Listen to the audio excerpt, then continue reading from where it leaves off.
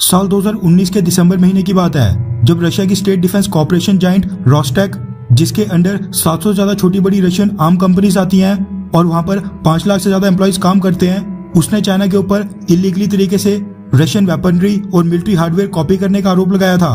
To be precise, Rostec के तब के इंटेलेक्चुअल प्रॉपर्टी प्रोजेक्ट्स के चीफ येवगेनी लिवार्डनी ने चाइना पर आरोप लगाते हुए कहा था कि विदेशों में जो हमारे हथियारों की अनऑथोराइज्ड कॉपिंग होती है वो हमारे लिए ह्यूज प्रॉब्लम है। अकेले चाइना नहीं, हमारे aircraft engines, Sukhoi planes, deck engines, air defence system से लेकर पोर्टेबल एयर डिफेंस मिसाइल्स और Pantsir medium range surface to air missiles के एनालॉग्स कॉपी किए हैं। यानी इसका मतलब है कि रशिया को भी इस चीज का बखूबी एहसास है कि चाइना रशियन हथियारों की रिवर्स इंजीनियरिंग करके सेम उन्हीं रशियन हथियारों के अपने लिए चाइनीज वर्जन बना रहा है। लेकिन इसके बावजूद रशिया ने चाइना के खिलाफ कभी भी कोई भी मेजर कदम आज तक नहीं उठाया है और रशिया लगातार चाइना को एडवांस्ड और हाईटेक वेपन्स आज भी सप्लाई करते जा रहा है, जबकि चाइना जो रशियन वेपन्स को कॉपी करके नए हथियार बनाता है वो उन्हीं हथियारों को रशियन कस्टमर्स को सस्ते प्राइसेस पर बेचता है। इसके साथ साथ चाइना के बेड़े में रशियन या फिर रशियन टेक्नोलॉजी पर बेस्ड कई सारे हथियार आ गए थे। बस यही कारण था कि भारत ने भी हथियारों के लिए रशिया के ऊपर से अपनी निर्भरता थोड़ी कम करके अमेरिका, इजराइल और फ्रांस जैसे देशों से हथियार खरीदना शुरू कर दिया था, ताकि चाइना के साथ किसी भी प्रकार के युद्ध में भारत को थोड़ा बहुत एज मिले।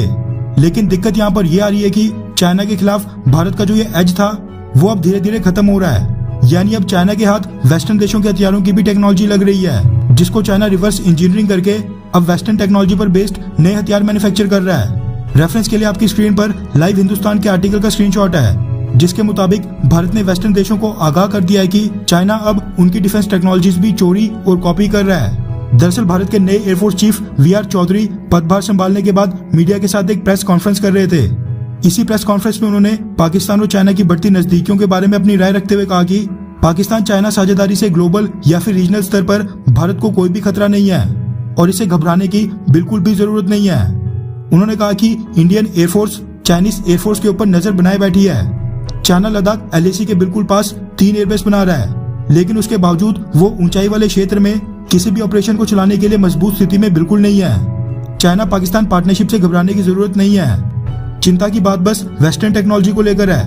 Indian air force chief V R. Chaudhari ने आगे कहा कि पाकिस्तान, अमेरिका, स्वीडन और बाकी यूरोपियन देशों से मिली मिलिट्री टेक्नोलॉजी लगातार चाइना को सप्लाई करते जा रहा है। यानी अमेरिका और वेस्टर्न देशों के करीब होने के नाते पाकिस्तान ने जो पिछले 50 से 60 सालों में US, स्वीडन और बाकी यूरोपियन देशों से हथियार खरीदे थे, पाकिस्तान उनकी टेक्नोलॉजी अब चाइना को सप्लाई करते जा रहा है। क्योंकि जब भारत पहले सोवियत संघ और रशिया की तरफ झुकाव रखता था, तब पाकिस्तान के अमेरिका और वेस्टर्न देशों के साथ अच्छे संबंध थे और पाकिस्तान तब हथियार वेस्टर्न देशों से खरीदा करता था। इसलिए नए Indian air force chief V R. Chaudhari ने वेस्टर्न टेक्नोलॉजी के चाइना के हाथ लगने पर चिंता जताई है। वैसे देखा जाए तो हम जितना मर्जी चाहे कोशिश कर लें, चाइना अमेरिकन, वेस्टर्न या रशियन डिफेंस टेक्नोलॉजी की रिवर्स इंजीनियरिंग करना कभी नहीं छोड़ेगा। इसलिए इसका भी एक ही इलाज है, हथियारों के मामले में भारत को आत्मनिर्भर बनना पड़ेगा। यानी भारत के अंदर R&D को बढ़ावा देकर मेड इन हथियारों को बढ़ावा देना होगा। उसके अलावा भारत के पास और कोई भी ऑप्शन नहीं है। वैसे अगर आपको भारत की डिफेंस इंडस्ट्री के बारे में थोड़ी बहुत भी नॉलेज है तो नीचे कमेंट करके किसी भी एक 100% मेड इन इंडिया हथियार का नाम कमेंट करके बताएं।